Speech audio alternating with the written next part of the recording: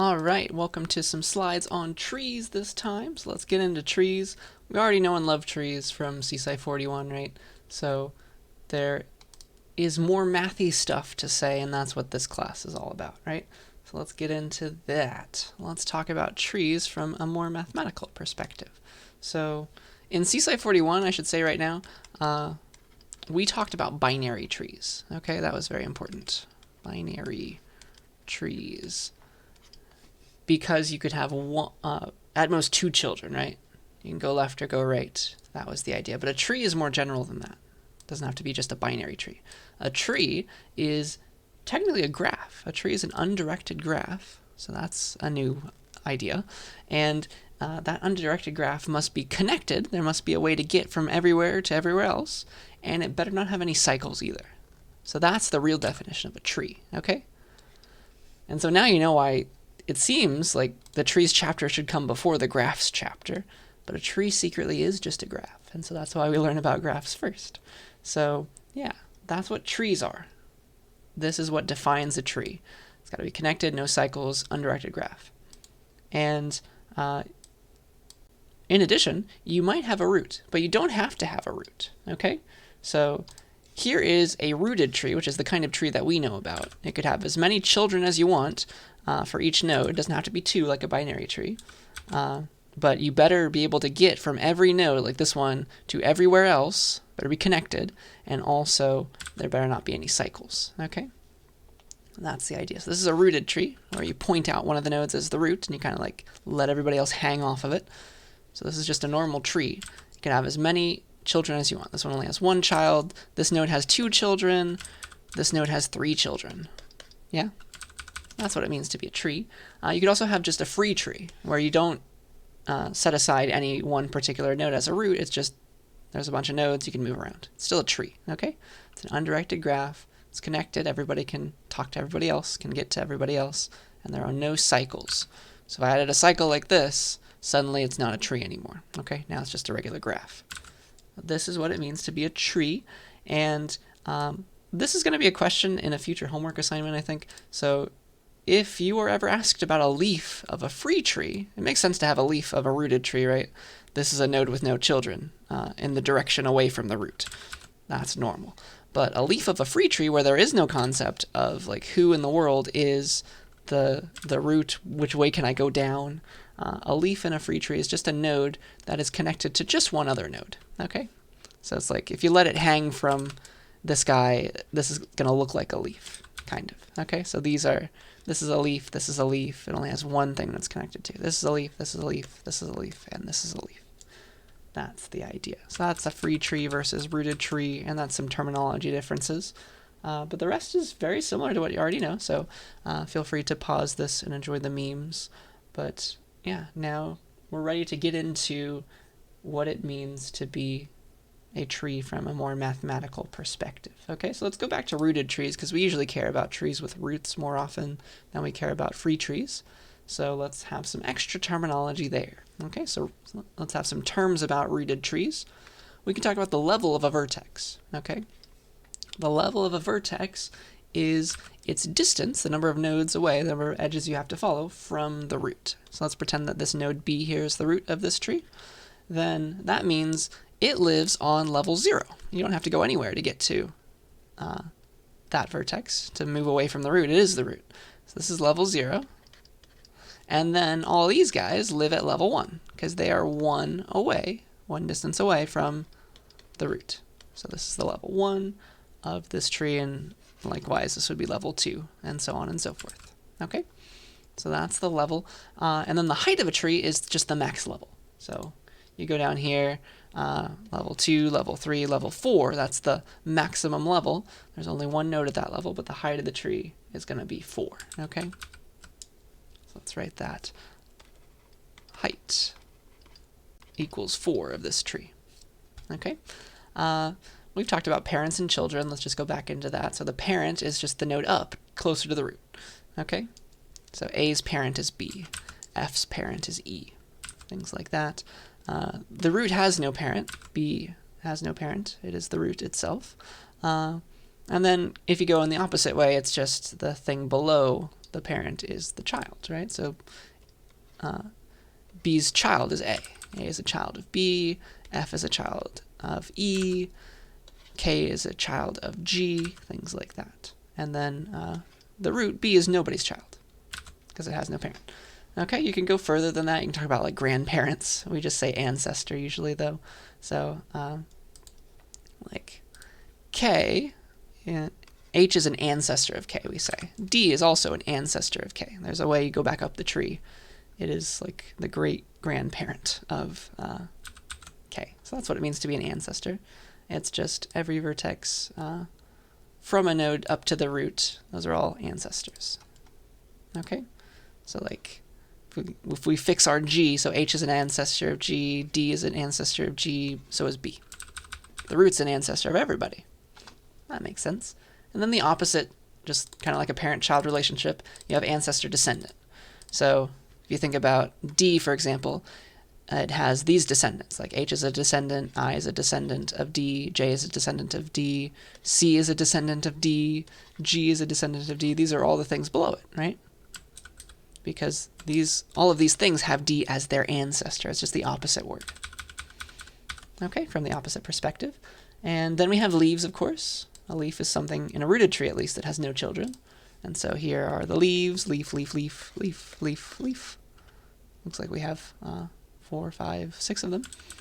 Those are the leaves of this tree. And then you can also talk about subtrees, which will become very important when we do recursion on trees. So a subtree is just pick a new root. Pick a new root and then take all of the descendants, including that node itself. So here, for example, is a subtree of this tree. Just like, let's pick D to be the root of the subtree and like just take everybody that descends from it. That is a subtree. It's just a smaller tree based on the original tree. Okay?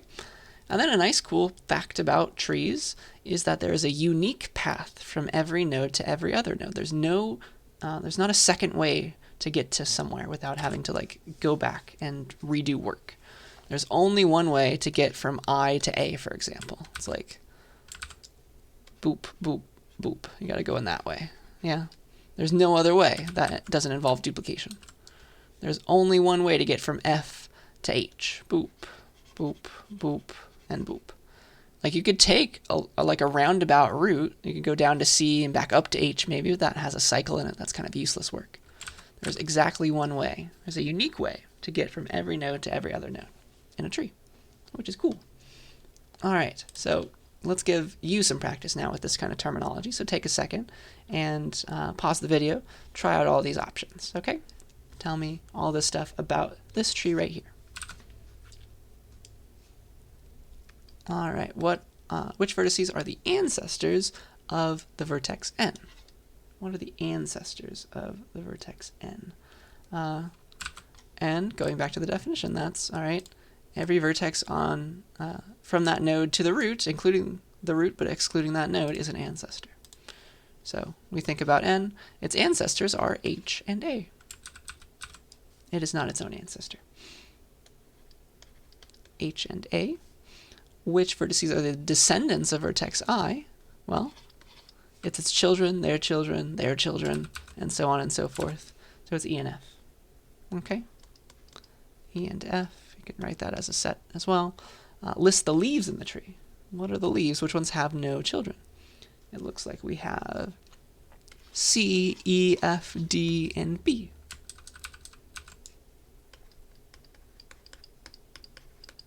Those are the leaves of the tree. What is the level of vertex D? So this is level 0, level 1, level 2. This is level 3. So the answer is 3. Remember that starts at 0. The level of the root is 0. And then what is the height of the tree? Well, it's the max level. There's 4 at most, so the height of the tree is 4. Does that make sense? That's the idea. So, let's see. Yeah, that's what I wanted to say there. And then list the level 3 vertices. Well, it is just I and D. See that? That's not too bad. Draw the subtree rooted at vertex H. What does that look like? That would be this one. So I'm going to draw it with a dotted line. It's take H to be the root, and then take everybody below it. Take all of its descendants. So the subtree is everything that's dotted in green. That's my answer. Okay, what are the siblings of vertex I? What does that mean? Sibling. Did I talk about that? I think you can imagine what it means, though. It's you share the same parent, right? What are the siblings of vertex I? So, here's vertex I. Its siblings are just everybody who shares its parent. So here's its parent, all the children. Oh, it looks like D is a sibling of I. Okay, so let's pretend it's a family tree for a second. So D is the only other sibling of vertex I. All right, so that is getting practice with terminology. Hopefully that's not too horrible.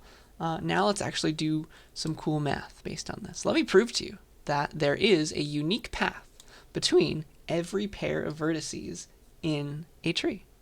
Regardless of whether it's a free tree or a rooted tree, doesn't matter. There's a unique path to get from somewhere to somewhere else, okay? So this is going to be a proof by contradiction. It's a very cool one. So let me show this to you, and it's a very powerful idea, right? This is a very powerful statement to make. So there's a unique path between every pair of vertices in a tree. The easiest way to prove this is by contradiction, which means assume that this is not true and show that the world blows up.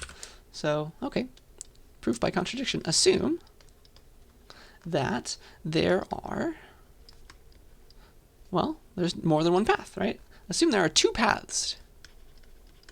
Let's give those paths names. Let's say there are two paths, P and Q, between vertices U and V, okay? So let's draw what that looks like. So here's vertex U, here's vertex V. I'm saying that there, okay, assume, for the sake of contradiction, that there is a way, there's two separate ways to get from U to V. There's path P, and then there's path Q. They could be all wobbly. The idea is, eventually, they're going to loop around, right? There's going to be something in common. Maybe P takes a completely different route and Q takes a completely different route, yeah? Or, without loss of generality, there's somewhere in the middle where they diverge, right? Because they're separate paths. There's some place, like here's path P, boop. There's path P, and then let's say that path Q is green. It's the same as P for a while, and then it diverges off because it's a different path. So there's some part during these two paths, right?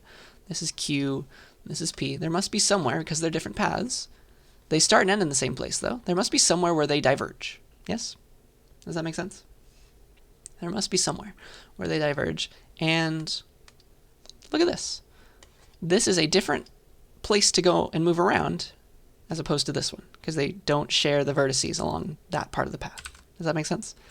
So for a second, they diverge. They go different places, but they come back to the same place, right? Because they eventually need to get to V. So what is this? Starting here and here. This, dun dun dun, is a cycle. Do you see that? These are different vertices, these are different vertices. You're coming back to the same place in a different way. That is a cycle. So if you have those two paths between the same vertices, there must be a cycle. I hope you see that. And I just told you that a tree has no cycles. So that's a contradiction.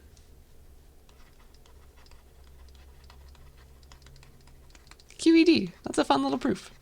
So there must be then a unique path between every pair of vertices in a tree, because if there were multiple ways to get somewhere, that would mean that it wraps back around on itself. There's two different ways to get to some pieces of that path, which is wrong.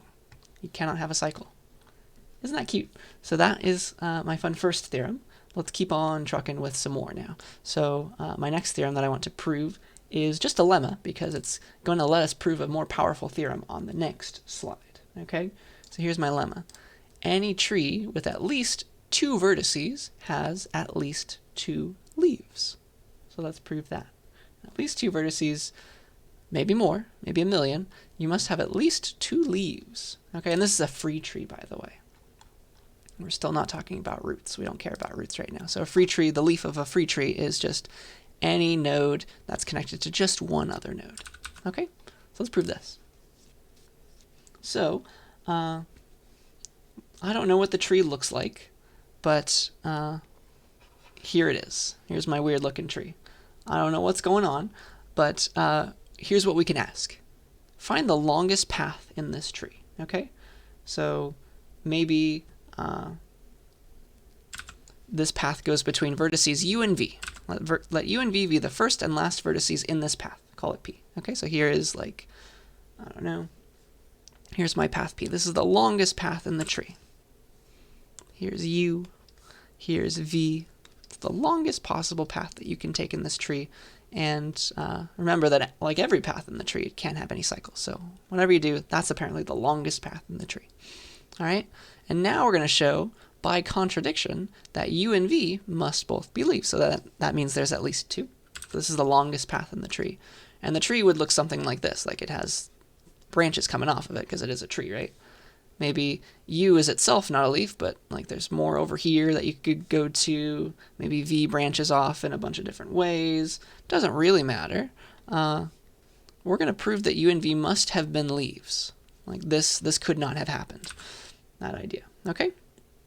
So that's what we're going to prove. And but for a very general looking graph, just assume that this is p. This is the longest possible path in this tree. That's something you can always ask for. That always exists. Maybe there's multiple different paths of the same length. Just pick one, and then let u and v be the endpoints of that path, the first and last vertices. So now we're going to show by contradiction that they must both be leaves. So this is what we're going to show by contradiction. So assume that that's not true. Assume that u and v aren't leaves. Neither of them are leaves. Okay? Or maybe one's a leaf and the other isn't. Assume u and v both are not leaves.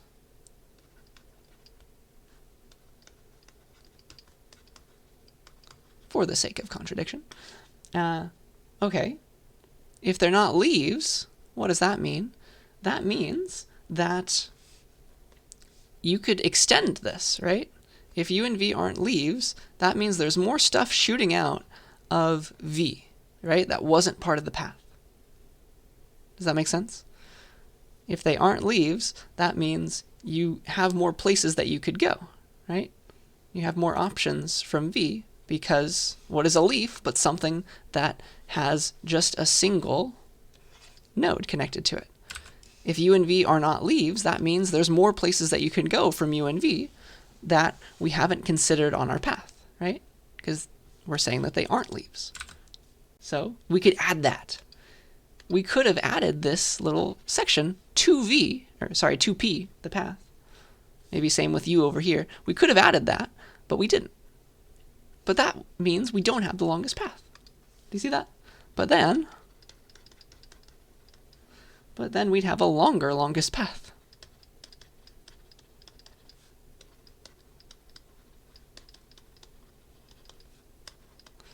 If they're not leaves, that means there's somewhere you can go from u and v that we haven't seen yet.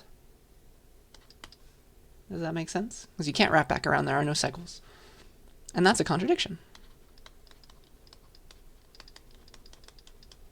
That's kind of neat. So yeah, any tree with at least two vertices must have at least two leaves. Okay, so therefore, u and v must have both been leaves. And assuming you have at least two vertices, that means u and v are distinct. And so both of them, there are two leaves at minimum. Okay, so that's a lemma. That's going to be used. It's a cool fact, but it's going to be used in a more powerful theorem on the next slide. Let me show this to you. This is very interesting. So let's say that we have a tree, call it T. Let's say that it has n vertices and m edges. Okay, you go and count them all. Then m is exactly, the number of edges is exactly n minus 1. Isn't that super crazy? Like, you don't think that, but it's true. So let me show this to you. Like, here's an example made up tree. Boop, boop. Doesn't have to be rooted, but let's just pretend it is. So the number of nodes here is 1, 2, 3, 4, 5. 1, 2, 3, 4, 5, 6, sorry. And is equal to 6. How many edges? 1, 2, 3, 4, 5. Ooh, that checks out. Crazy. So this is a true statement. Let's prove it. Okay, and this is actually going to be a proof by induction. All right, we're going to prove that if you add something like by the length of, we're going to do induction on n, the number of vertices. So if you add another vertex, we can find like a subtree, use our inductive hypothesis. I'll show you how this works. All right, so our base case can be, okay, what's the smallest possible tree for which this is going to work? Let's just say that, okay, base case can be n equals 1, okay? So that means we have a graph that looks like this. There is one vertex, right? There's nowhere to go. So what we need to show is that m equals n minus 1 equals 0, right? Because n is 1. So equals 1 minus 1 equals 0. And yeah, there are no edges. M is 0. So that checks out QED for the base case. And now we have to prove the inductive step. That's going to be harder, of course. So inductive step. And this is the fun part. So we need to show that like n in this case is n is equal to like k plus 1 or something, and we need to show that m is equal to n minus 1, right? Which is equal to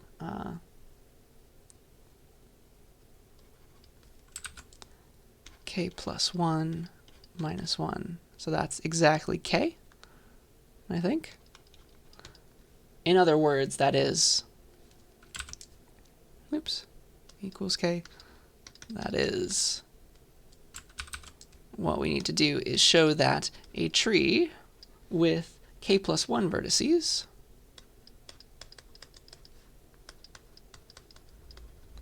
has k edges. So that's what we need to show in the inductive step, and that will prove our theorem for every value of n, for every possible amount of vertices you have in your tree. Okay?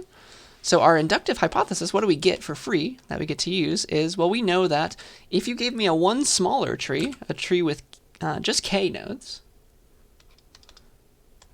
we know that a tree with k nodes has k minus 1 edges. We get to assume that the theorem holds for that next smaller thing. So a tree with k nodes has k minus 1 edges, and that should hopefully, we can use this for free in our proof of the bigger value of n. Okay? So here's how you do that. All right?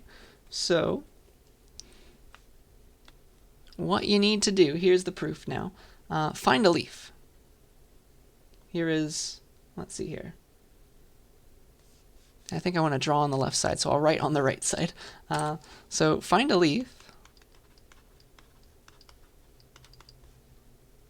and consider the tree without that leaf.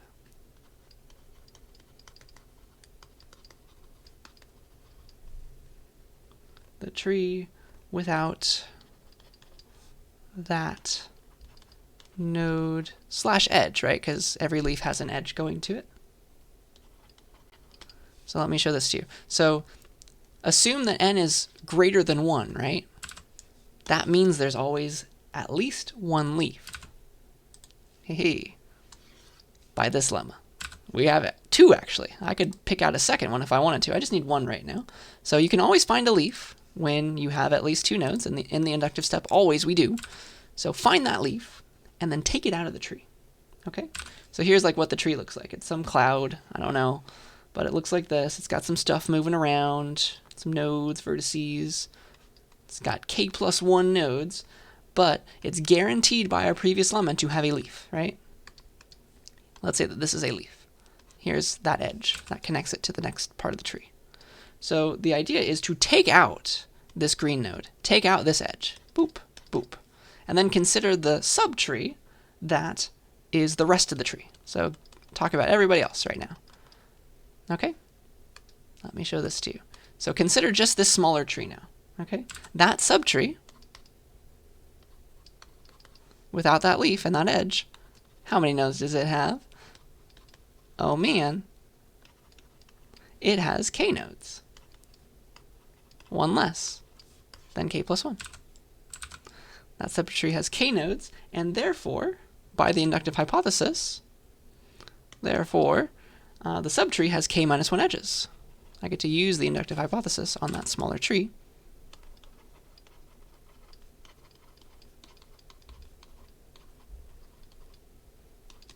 And therefore, because you can build back up that tree from the smaller one by just adding a single edge and a single node, because it was a leaf, right?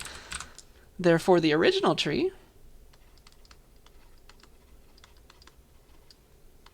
has, add one more edge, right? K edges. And that's what I needed to show. Boop. And I just showed it. That is a fun theorem. So no matter what tree you have, if it's a tree and it has n vertices, then its edges is always the number of vertices minus 1. Which is a really cool theorem. That's a crazy idea that you wouldn't expect to be true, but is. Okay, so now I have some examples for you. I want you to try this. Okay, let's see here. Yeah, so first, try this one. See if you can prove this. Prove that a forest, here's what a forest is, by the way. A forest is a graph that has no cycles that is not necessarily connected, right? So a forest is actually a bunch of trees. It's just one big graph made up of a bunch of little trees. Prove that a forest with C components, this one has 3 components, by the way. Do you see how I'm seeing that? Prove that a forest with C components and n vertices must have n minus c edges. Okay? All right, and do it with using induction on n itself. N is the number of vertices. So this is going to be a very similar proof to this one. Okay? Use that as a guide. And you can also assume that the number of nodes is greater than or equal to the number of components, because it's never going to be the case that it's like the number of components is more than the number of nodes. That's impossible, right? You can't have more than like 3 components with 3 nodes, right? That would not be possible. You need nodes to make components. So that's always going to be true, and try it with induction on n. The base case will be n is exactly equal to c, okay? So give that a try, and then we will talk about how I might do it. It's going to be a very similar proof to the previous one, though. All right, so base case. We're doing induction on n. Base case where n is equal to c. That's the smallest number of nodes and components that you could have, where the number of nodes is the number of components. And so, like if c was 3, this is what the forest looks like. It's just a bunch of nodes by themselves, right? Which makes sense, right? Just a bunch of nodes by themselves, just sitting off in the ether. So, need to show that the number of edges is equal to n minus c. And if n is equal to c, that means, well, n minus n equal to 0. And that makes sense, right? If there are c components, they're the same number of components as the number of edges, or sorry, as the number of nodes, there can't be any edges, right? Every node by itself is just a component. Okay, so that's what the graph must look like. That's what the forest must look like. Can't have any edges. So that's good for the base case. And then for the inductive step, let me show you how to do it. You just follow the same pattern. You pick out a leaf from one of the components. That's the secret. Inductive step. So in that case, n is greater than c. Who knows what it is? Let's just say that n is equal to k plus 1. Some number bigger than some other number. Okay, so what we need to show now, in this case, is the number of edges is equal to k plus 1, because that's the number of nodes, minus c. Okay?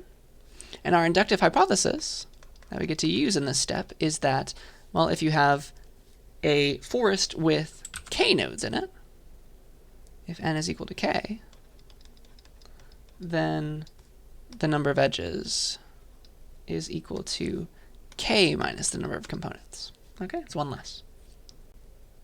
Taking away that plus 1 there. So we can use that. So if n is greater than c, I hope that makes sense, that if that is true, there are more nodes than components, so that means one component must have more than one node. So there must exist at least one component. There exists a component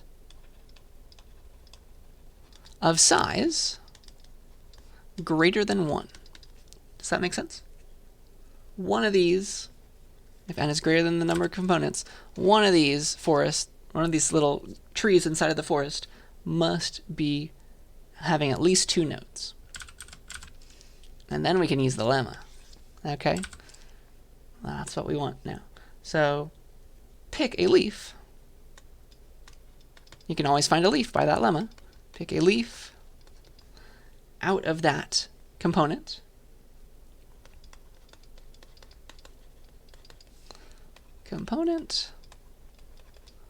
And consider the subforest without that leaf. Right? It's not a subtree anymore. It's a bunch of trees together. The subforest without that leaf. Okay? So what must happen here? Like, we've just found that there must be, like, if n is greater than c, here's all my things. There must be a component with at least 2 nodes. Maybe it has like 3 or something. Pick out one of the leaves, like this one, get rid of it and its edge, and then consider the sub. Let's just do it on the example. Find one of its leaves, pick it out, and its edge, and consider the subforest without it. How many nodes are in that subforest? Okay. Dun dun dun.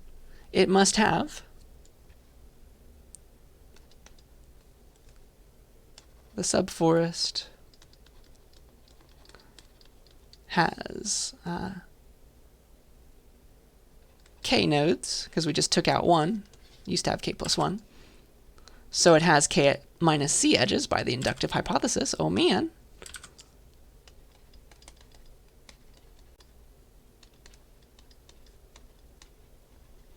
And then if you were to add back in that edge that we took out and the node that we took out, then it would have n plus 1, or k plus 1 nodes again, and k minus c plus 1, which is equal to that, edges. Okay?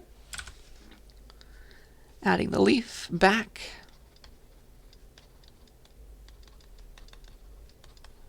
Adding back the leaf adds 1 more edge.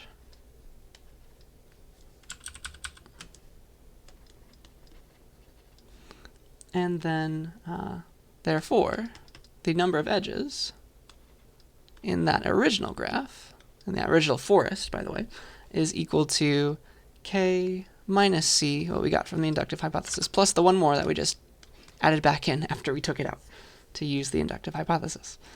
So that's the number of edges, and that is equal to what we needed to show for the number of edges in this case. Isn't that cool? Does that make sense? So that's very similar to this theorem. It's just, okay, you just have a bunch of trees as opposed to just 1. You must have n minus c edges, where you're subtracting 1 for each of the trees, right, in the forest. Minus 1 for that tree, minus 1 for another, so it's minus c total. That's the idea. All right, so now I have, let's see, I have one last problem for you to try. So pretend that you have a graph. Let's let it be an undirected graph with n vertices and m edges, okay? So you have some arbitrary graph, and I want you to prove that if m, the number of edges, we use m for that all the time, is less than, strictly less than n minus 1, then G is not connected. That graph cannot be connected. Okay, so for example, here's a graph, boop, boop, boop, and it's not connected, so there's no way to get from here to here, for example. It has, let's see, this is just an example, it's not a proof, but let me show you that it really is a thing. So this has n equal to 1, 2, 3, 4, 5, 6, 7, 8, and it has how many edges? 1, 2, 3, 4, 5, 6. So strictly less than, m is strictly less than 7. It's 6, so that means it's not connected. It could never have been connected, okay? So keep that in mind.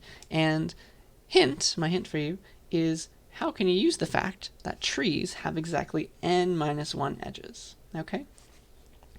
Also, hint number 2, use proof by contradiction.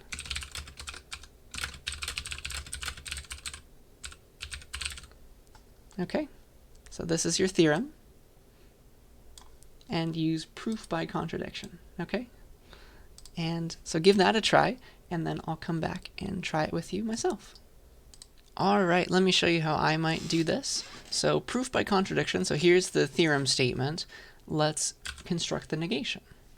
So proof by contradiction, we say. So what's the opposite of this theorem statement? So if, assume, m is less than n-1, and instead of this, let's assume that G is connected. The graph G is, in fact, connected. That's the opposite statement. And now let's discover that something catches fire. We get a contradiction based on these two assumptions. Okay? So the first thing, the idea, where we're going with this, by the way, is that we want to show that, okay, this is connected, we have a certain number of edges. It's kind of like a tree at this point, right? G is kind of like a tree. So we want to get to the fact, we want to use the fact that a tree has exactly this many elements, okay, this many edges. So we also know that a tree is an undirected graph that is connected and has no cycles. So we would like to conclude that this graph is a tree if only it had no cycles. So let's show that this graph has no cycles, okay? Or even if it did, we could take away those edges, okay? So if G has any cycles, you can take away edges until it doesn't. And it will still be connected, right? Let me prove that to you. And it'll still be connected.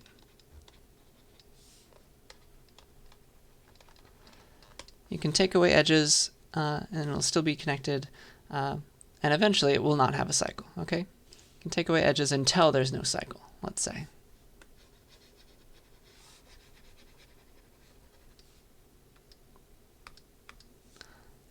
Until there are no cycles.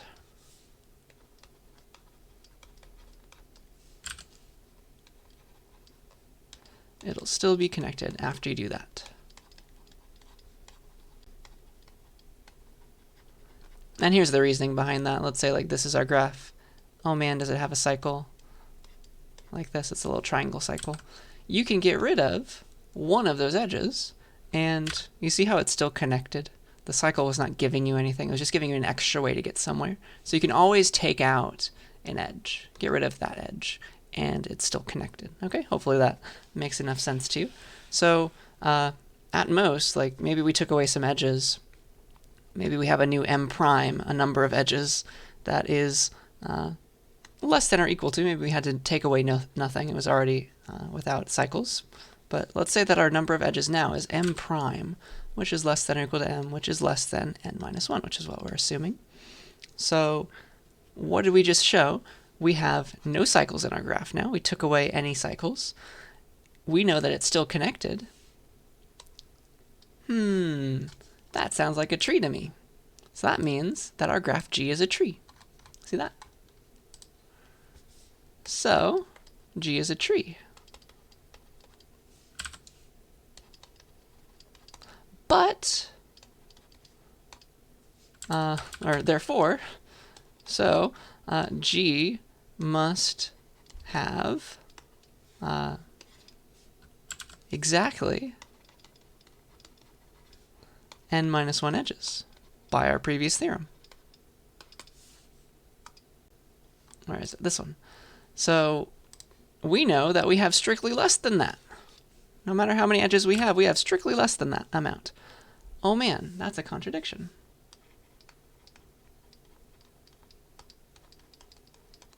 Does that make sense? That is the way to do this proof. There might be other ways to make it go through, but to notice that this must have been a tree, but oh man, it didn't have enough edges to be a tree. So contradiction, G must not have been connected. That's pretty nice.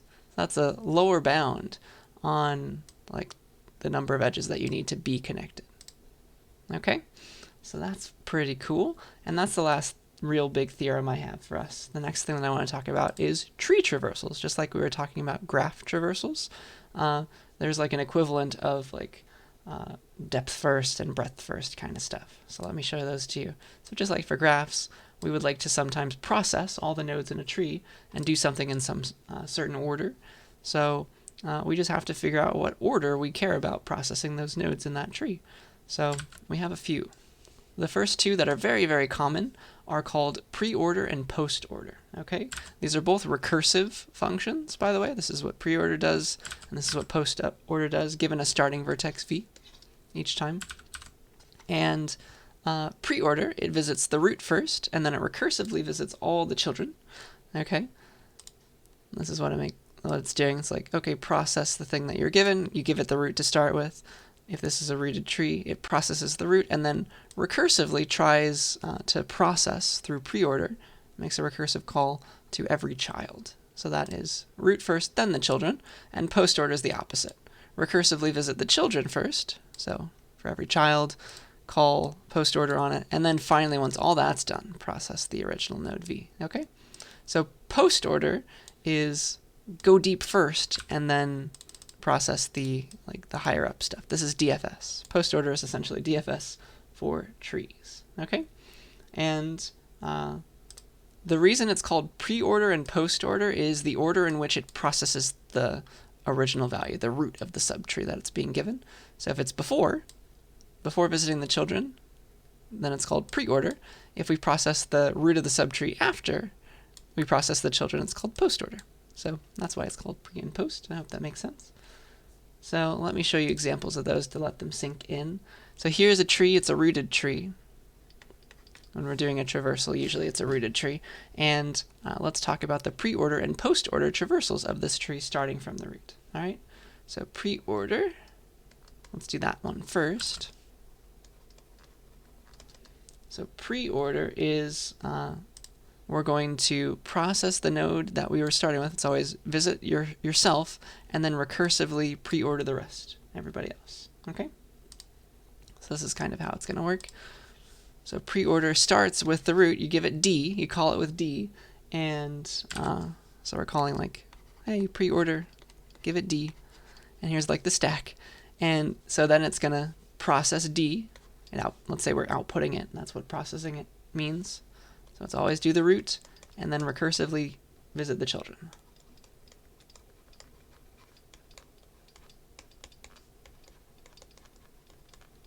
So PreOrder D, and then we're going to recursively, for every child, PreOrder the G, then PreOrder the B. So we're going to call PreOrder on G first, and that will visit the G, recursively process its children. That'll call PreOrder C. Does that make sense? I'll call PreOrder C, visit C, process all its children, has none, and so this pops off the stack. Now we need to finish visiting all of G's vertices and processing them, because that's what this is saying. So let's run PreOrder on E. So that visits E, visits all of its children recursively. There aren't any. Done. We visited all of G's children recursively. Done. And then PreOrder D still has to visit B. So we call PreOrder on B, and we recursively visit all of its children. There are none, and then we're done processing D because we just recursively called PreOrder on each of its children. And so this is the order that you visit the nodes in a tree with PreOrder. It's always root first, and then recursively go down both subtrees. So it's D, then G, then C, then E. Now we're done with this subtree. Then we go back to B. Okay? So this will eventually become second nature, I promise. And then PostOrder is the opposite. PostOrder is visit the children first, recursively, and then visit the root of the subtree. So we're initially going to say post of D, and the very first thing it does is recursively visit the children before D itself. So post of D, So we're going to say post of G first, which is going to say, okay, recursively visit its children. Post of C first, it's the left child. Go from left to right. And then we're finally visiting our first node. Because C has no children, process them, we're done. Then process the node itself. Okay? So now we visit C, that's the first node this time. And then we're done visiting C, and so then we need to visit the other node, because G is trying to process both of its children first. So we say post of E. And then we visit E, because visit its children, there are none. Visit the node itself. It's always children root, children root. So now we're done with E. Recursive call finishes. Now we can finally visit G because we visited its children. So now we're done with G. Cool. And then we can process B because we need to recursively visit both of D's children before we can finish the post order on D itself. So we'll say post of, oh sorry, it was B this time. Visit its children recursively. There are none. Visit B itself. Cool. And then finally, we're done visiting B, and we're done visiting all the children recursively of D, so we can actually visit D now. Okay, oops, that was this one. So we finally visited all the children in the root. We can finally process the root itself. So this is the order in which we visit those things. So you can see how it's kind of like the DFS, because it's going way down here to the bottom to C first, then to E, then up to G, then to B, then to D. A weird little process, but again, you'll get used to it. That's pre-order and post-order, okay? There's other orders as well. So you can process the, when you have a binary tree at least, you can process in between the left and right too. So you don't have to process all the children and then the node either before or after. You can process it in the middle. That's called in-order traversal, okay? But it only works for binary trees because there's no concept of in the middle for like a tree that could have arbitrary numbers of children. And so in-order traversals are useful because if you try to do an in-order traversal of a binary search tree, here's my example binary search tree, it's like 58 or something, you'll actually end up outputting the tree in order, believe it or not. So this will be, if you use in order, it'll visit the nodes in the order that they are in the binary search tree. So 27, 33. I don't know where to put this. 27, 33, 42, 58. So in order will process them in order if it's a binary search tree, which is cool. Try that on your own, I think, would be a great example. And then we also have what's called breadth first search, which is the same as for graphs. It's just the starting vertex is always going to be the root in this case, usually. So use a queue, do all the same stuff that we were doing for graph breadth first search. And so let me show you this with a real example. So let's do in order and breadth first search for this tree here. And again, this is the root right here. All right, so let's do in order traversal.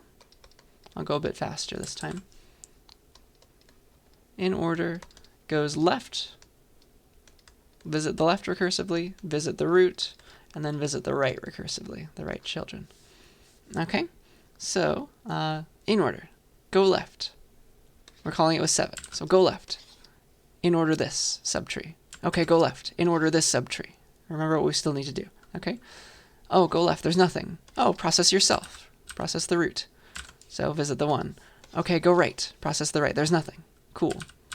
And so that was why we see the 1 first. And so then we were back to here. We did left. Now we need to do root. That's the 2.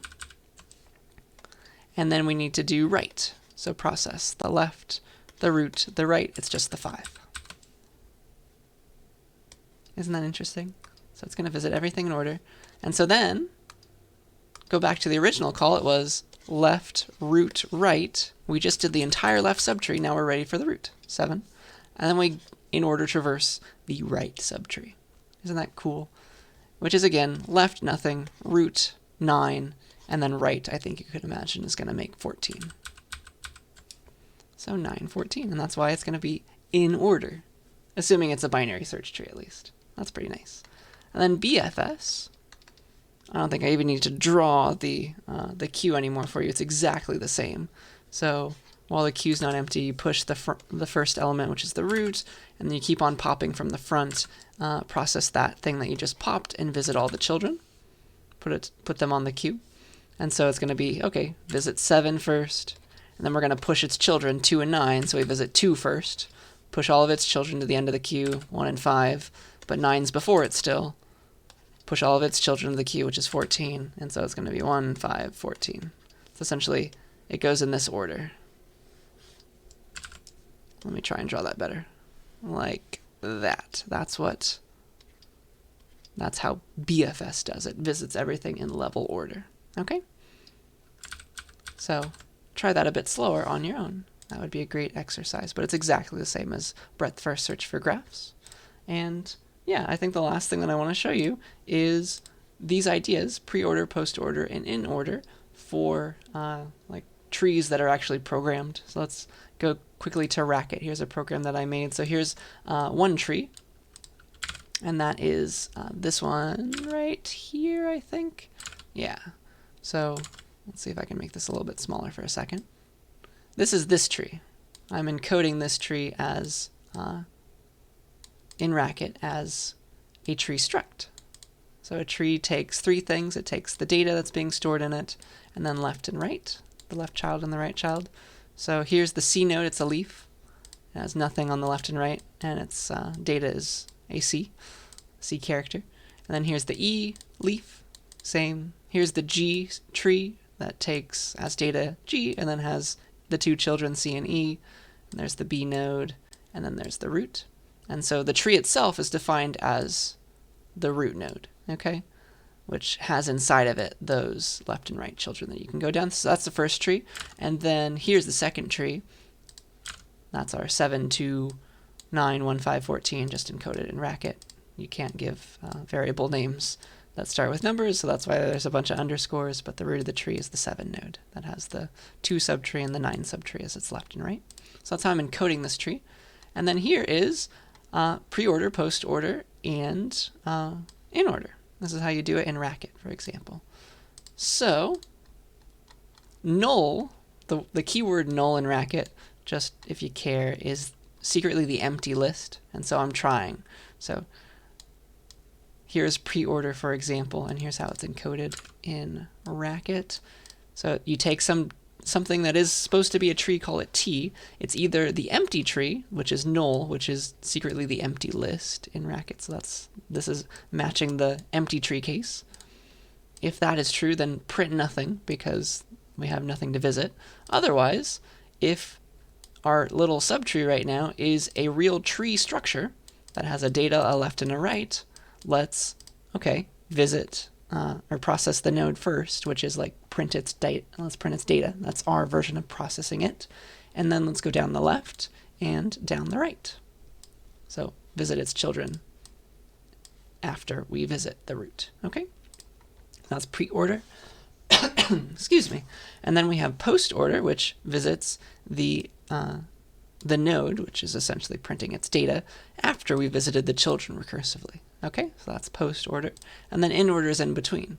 Visit the left recursively, visit the current nodes right now, and then recursively visit the right child. Okay, so that is how you implement all those things.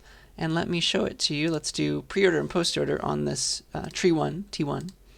Let me show you that, and that it's working. Or I guess I can just call it because it is going to print inside of it. So pre-order on T1. That was its name, right? Let's do pre-order and post-order on T1 and yeah, just both on T1. And then we'll have a new line in between, and then we'll also call in order on T2 because that's when I gave the example. That's the one I gave the example on. So let's try and call this now.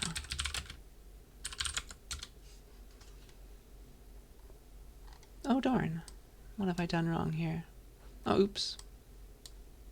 I guess I can't just call display line by itself. Display nothing and put a new line, please. There's definitely a better way. but that's good enough for us. Yay. So here it is. Here was the pre-order, just like we said, DGCEB. Here's the post order, CEGBD. So those were those two functions, pre-order, post order. And then finally we have Inorder. That really is printing the tree in order. That's this one, 1, 2, 5, 7, 9, 14. And I missed an extra new line at the end, but who cares? Okay, so that's the Racket version of that. Feel free to look at this code, but that is officially all that I have for us. We'll come back next time, do fancier things with trees, but that is plenty for now. So I'll see you next week.